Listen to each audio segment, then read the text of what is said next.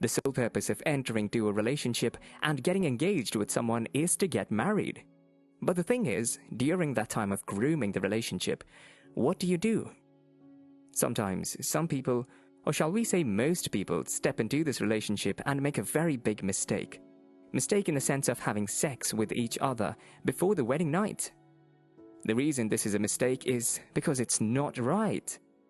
We all know that Christ is the basic and only foundation for any good and fruitful beginning. And marriage is a new beginning, so when you have sex before marriage with your partner, it lays a shaky foundation for this new beginning and lifelong connection.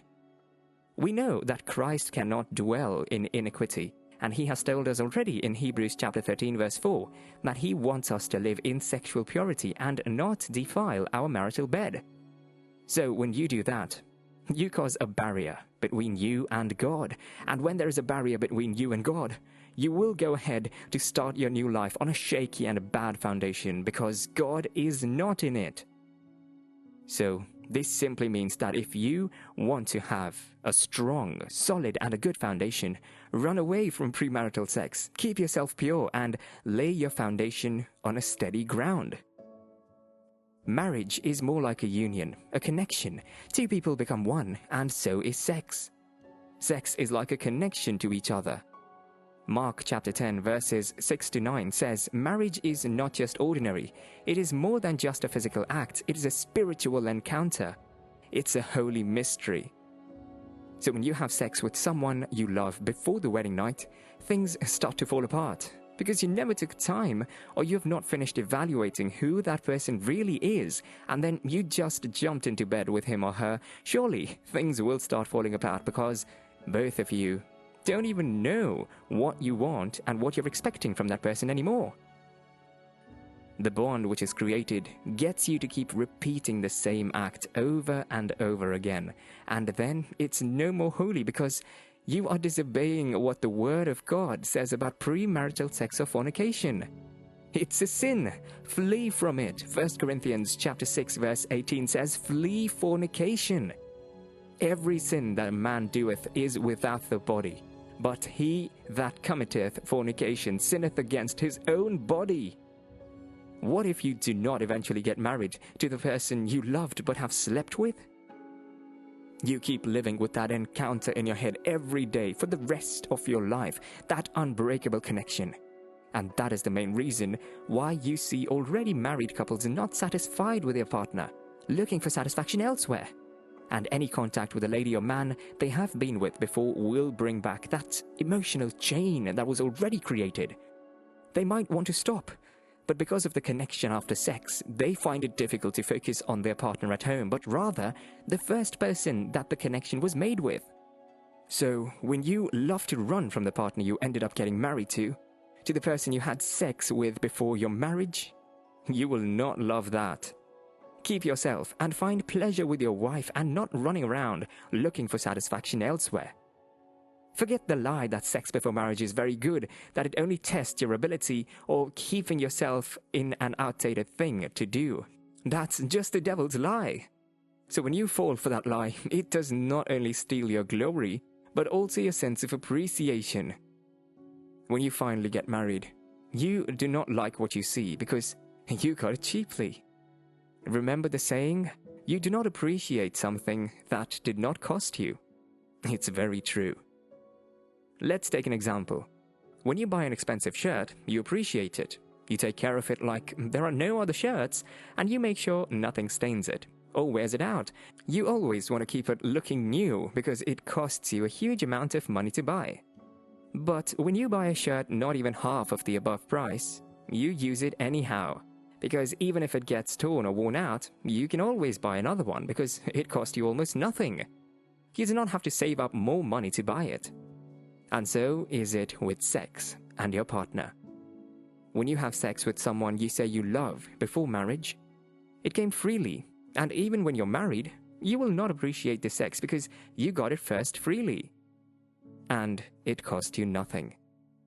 So you feel they are not doing enough, and take it as nothing.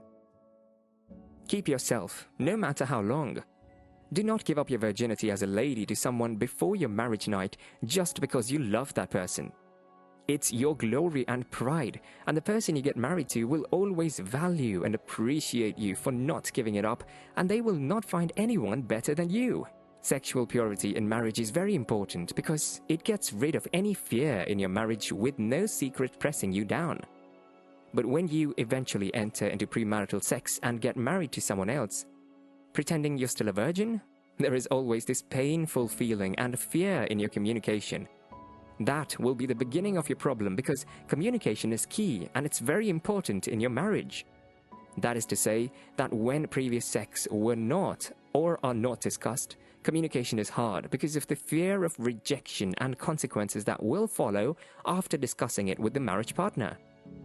You feel like your marriage is not safe anymore and it will crumble whenever you two look at your past to share past experiences.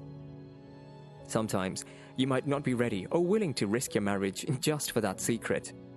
So you will find it difficult to open up to your partner because you think maybe when you try to open up to your partner, the big secret will just slip out of your tongue from nowhere and all the hope and trust your partner had in you will be gone. So you will rather hide it than share it. And when secrets of past sex are being hidden, it stands in the way of your marriage because where is that marriage heading to? Nowhere. When you start hiding vital and important information from your partner, what kind of a marriage will that be? Where is trust and love? That is no longer a marriage. When you go into sexual immorality, that is premarital sex, we know the common signs that follows. Ladies tend to get jealous and men tend to get possessive and vice versa. It also comes in as a result of having sex in or at the wrong time. You start feeling an unnecessary feeling of jealousy and possessiveness even before you get married. Then, for sure, even in the marriage, it remains that way because the truth is, signs you see in your partner before marriage is still what you will see after marriage.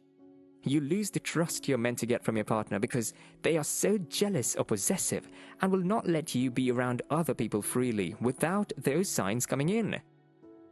This might be seen as nothing, but it's a big deal. We all know that love is not the only thing that serves as a building block in marriage. Trust is there, openness and communication is there, respect is also there. So when these building blocks are not in a marriage, but replaced with jealousy and possessiveness, then the building will go down. All of this simply means that when you have sex with someone you love before marriage, that person tends to exhibit the two signs mentioned. Because you're not yet into the marriage, there is no knowledge of the two becoming one. They'll lose their sense of security and start feeling insecure. Insecurity starts because there is lack of trust between the partners. If they could have sex before marriage, what is to say that they would not fall for other people as well? The best thing is just to remain chaste. It gives your partner a strong confidence in you and strengthens your bond later on in marriage. If you want to start on a good ground, then keep sex out of the equation. All these being said, we should know that premarital sex is sin, and we should not do it because God cannot be the foundation of anything sinful. Keep yourself until marriage and secure your lifetime journey, that is marriage, in a way that pleases God.